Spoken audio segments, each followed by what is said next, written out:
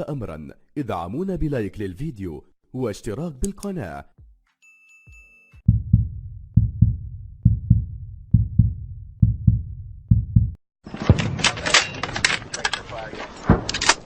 This is the M2 machine gun, also known as the Madus. It's so reliable that this actual weapon has been in service since the 1950s. In their trench attack exercises, the US Marines use it to soften up the enemy with heavy long-range fire.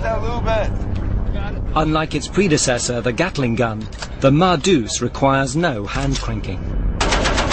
It automatically produces continuous fire with no human intervention except for a finger on the trigger.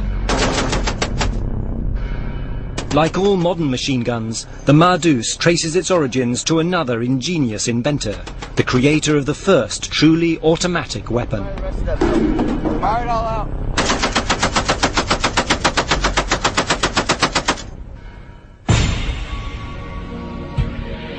Hiram Maxim was a late 19th century rival to brilliant engineers like Thomas Edison and the Wright brothers.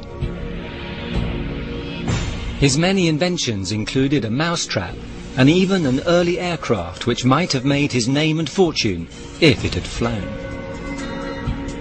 In 1883, he patented a new, fully automatic machine gun, an invention inspired by direct personal experience. Maxim's eureka moment came while at rifle practice with friends in Savannah, Georgia. The thumping recoil was giving him painful kicks in the shoulder, and he was getting tired of doing all the reloading himself. It suddenly occurred to Maxim to use one problem to solve the other. Could the force of the recoil be used to reload the weapon automatically?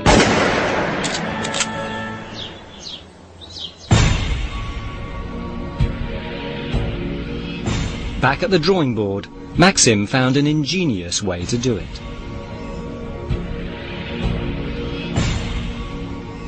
The key components are the barrel and the bolt.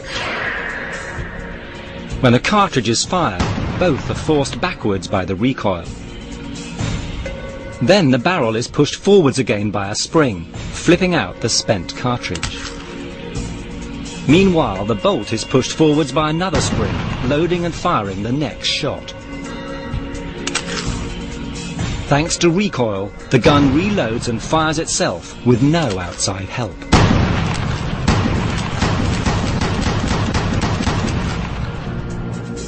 Now Maxim was in the machine gun business. A friend told him, "If you want to make a pile of money, invent something which will enable the Europeans to cut their throats with greater facility." So Maxim moved to London and unleashed a sales offensive that matched brilliant engineering with flamboyant public relations. A series of high-profile publicity stunts spread news of the machine gun around the world. Power brokers from all nations were invited to fire the weapon for themselves. And one story above all became part of the Maxim folklore.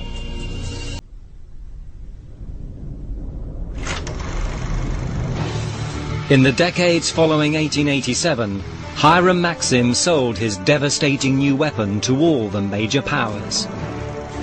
Then in 1914, Britain and France went to war with Germany.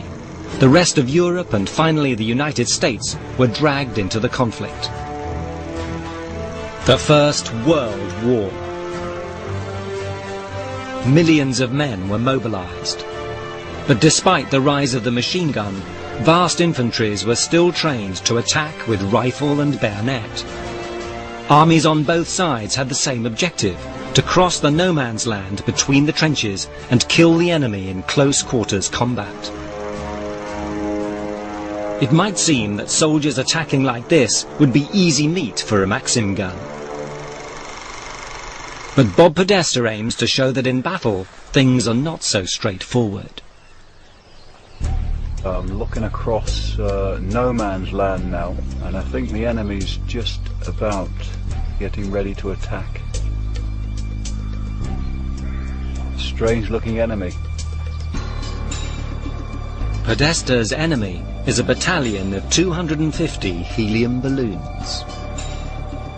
Like a First World War infantry company on the attack, they're arranged in rows, with each balloon 6 feet from its neighbour.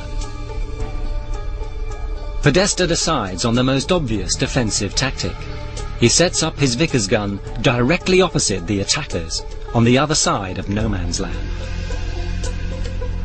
Podesta has a single belt of 250 bullets, one for each balloon.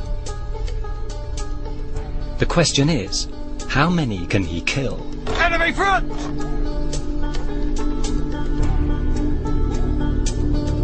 Firing now!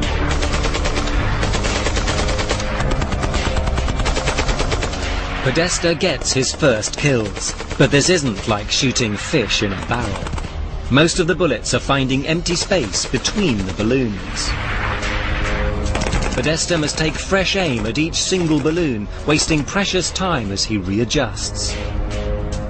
And in a real battle, the enemy would be advancing towards him.